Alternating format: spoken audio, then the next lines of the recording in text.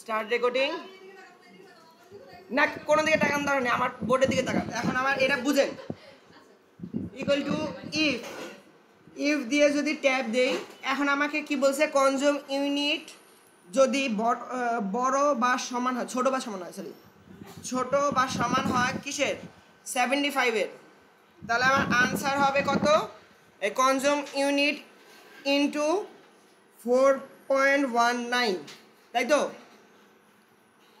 পরে এইটুকু শেষ। তাহলে আমি প্রত্যেকবার একই সূত্র লিখবো না, আমার এত ধৈর্য নাই। কমা দিয়ে ইফ পর্যন্ত লিখে কন্ট্রোল সি দ্বারা কপি করলাম, কপি করে কমার পরে ওই পাশে যে কন্ট্রোল ভি দিলাম। এখন খালি 75-এর জায়গায় আমি কেটে দিব, 75 কেটে দিয়ে আমি এখানে লিখবো কত, 200। অ্যান্ড 4.19 যেটা আছে সেটাকে কেটে দিয়ে লিখবো হচ্ছে 5.72। আবারও যাব, কন্ট্রোল ভি দেব, ভি দিয়ে 75 যেটা সেটাকে কেটে দেব, কেটে দিয়ে লিখবো কত, 400। অ্যান্ড 4.19 যেটা আছে এটাকে কেটে দিয়ে লিখবো হচ্ছে 6.34। ঠিক তেমনই আবারও কন্ট্রোল ভি দিয়ে লিখবো হচ্ছে মাঝখানে যে 75-এর জায়গায় লিখবো হচ্ছে 500। অ্যান্ড এখানে লিখবো হচ্ছে কত, 9.94 লিখলাম। লেখার পর পরবর্তীতে কি বলছে যে 500-এর উপরে, তারপর বাকি সব আছে কি, তাহলে আমার এখন আর সূত্র দরকার নেই, ডাইরেক্ট ফলস যে ভ্যালুটা আসবে সেই ফলস ভ্যালুটার মধ্যে আমি দিয়ে দেবো হচ্ছে সেল ইন্টু 11.46 লিখে bracket close, bracket close, bracket close, bracket close দিয়ে এন্টার। এন্টার দিলে আমার অ্যামাউন্টটা চলে আসবে, টান দিয়েই হয়ে যাবে, রাইট?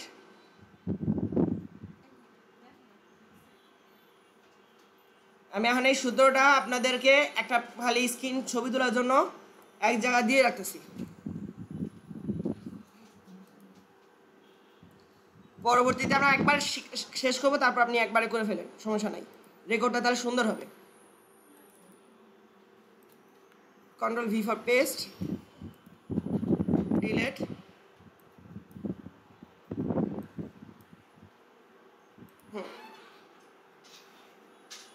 ওকে। তাহলে আমরা আবারও চলে যাব হচ্ছে এক্সেলে।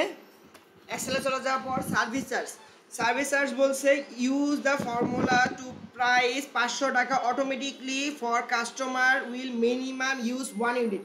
যদি কোনো ব্যক্তি 1 ইউনিটও খরচ করে তার জন্য 500 টাকা। তাহলে আমাদের করতে হবে ইকুয়াল টু ইফ এই সেল, সরি ইফ এর পর ব্র্যাকেট দিয়ে মনে নাই, ব্র্যাকেট এই সেল যদি গ্রেটার দেন অ্যান্ড ইকুয়াল কি হয় না, গ্রেটার দেন ইকুয়াল 1 হয়, মানে 1 সমান বা বড় হয়, তাহলে হচ্ছে 500, নয়তো বা 0, ব্র্যাকেট ক্লোজ, এন্টার। তাহলে দেখেন একজন আমার 0 আছে, তাই আমার আনসারও সার্ভিস চার্জও 0, কারণ সে 1 ইউনিটও খরচ করেনি, তার মানে সে 0 পাইছে। ওকে, তারপর bill amount must be calculate by summation of the electricity charge and service charge, মানে service charge and electricity charge যোগ ইকুয়াল টু এইটা যোগ ইলেকট্রিসিটি চার্জ যোগ সার্ভিস চার্জ, এন্টার। এন্টার দিয়ে ডাউন হলো। এরপরে ইকুয়াল টু র্যাঙ্ক, আমার র্যাঙ্কের জন্য আমাদের কোনো বলছে অ্যাপ্রোপ্রিয়েট ফর্মুলা, তাহলে কি ইকুয়াল টু র্যাঙ্ক কিসের উপর করতে বলছে, বিল অ্যামাউন্টের উপর করতে বলছে, ঠিক আছে। ইকুয়াল টু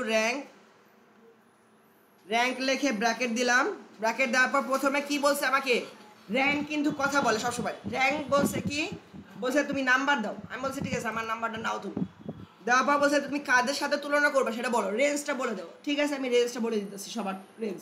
এখন তো আমি যদি নামাই দেই তাহলে তো রেঞ্জটা সরে যাবে, তো রেঞ্জটা কি লক করতে হবে না, অবশ্যই লক করে দিতে হবে, লক করে দিলাম। পরবর্তীতে কমা দিয়ে বলছে অর্ডার দাও, মানে অর্ডার কি ডিসেন্ডিং অ্যান্ড অ্যাসেন্ডিং। ডিসেন্ডিং শব্দের মানে হচ্ছে যে সবচেয়ে বেশি পাইছে তাকে 1 ঘোষণা করা, যে সবচেয়ে কম তাকে 0 মানে বাড়ানো। আর যদি তুমি অ্যাসেন্ডিং করো, যে সবচেয়ে কম পাইছে যেমন 0, 0, 1 হবে। এখন আপনার হিসাব অনুযায়ী আমাদের সবসময় তাহলে 0 কি দিতে হবে, 0 দিতে হয়। ব্র্যাকেট ক্লোজ, এন্টার, এন্টার দিয়ে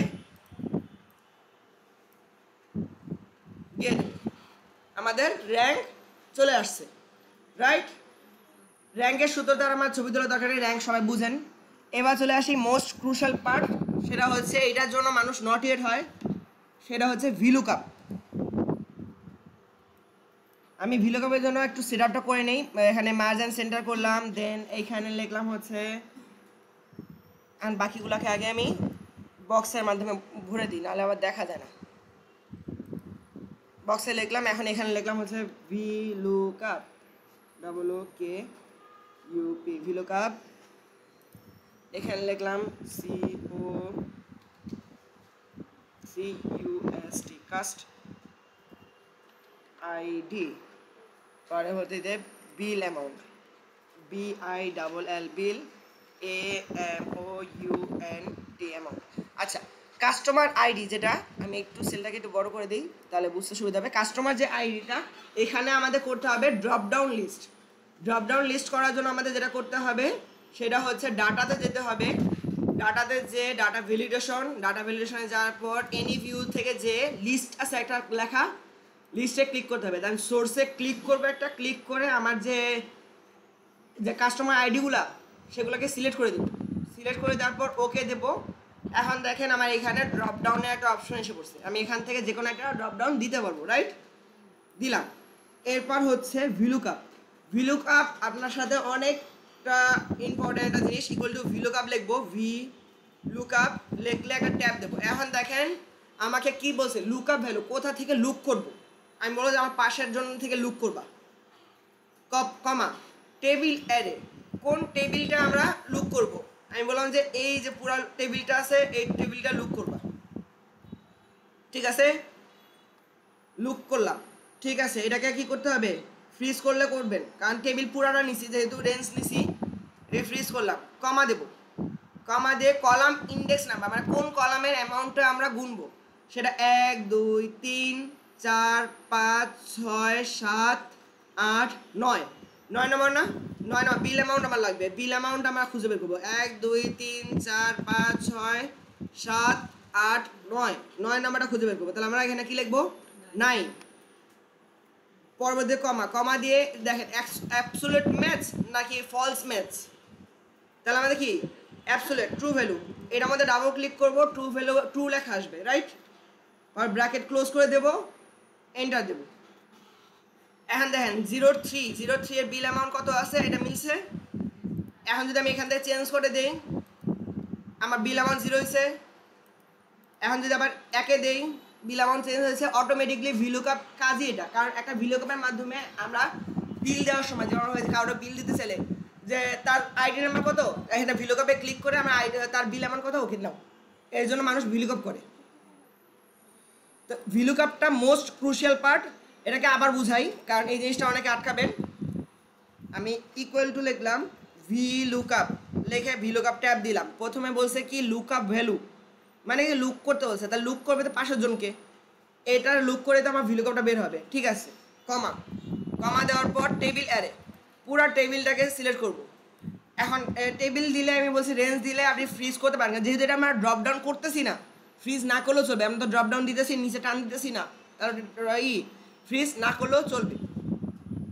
কমা, কমা দেওয়ার পর বলছে কি column index number, column index number আমরা গুনে দেখছি 9, 9 দিয়ে দিলাম। যদি আমার ইলেকট্রিসিটি চার্জ চাইতো তাহলে আমরা কি দিতাম, 7 নাম্বার দিতাম, 7 নাম্বার দিতাম।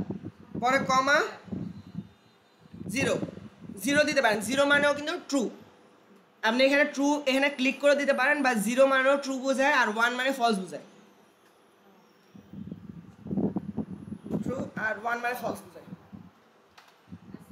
কারণ আমাদের ওই যে কোর্স না, বাইনারি ল্যাঙ্গুয়েজ শিখছে না, 1 আর 0, কম্পিউটার দুইটাই বোঝায়, 1 আর 0। 1 মানে ট্রু অ্যান্ড 0 মানে 0 মানে 1 আর 1 মানে হচ্ছে ফলস, ওইটাই।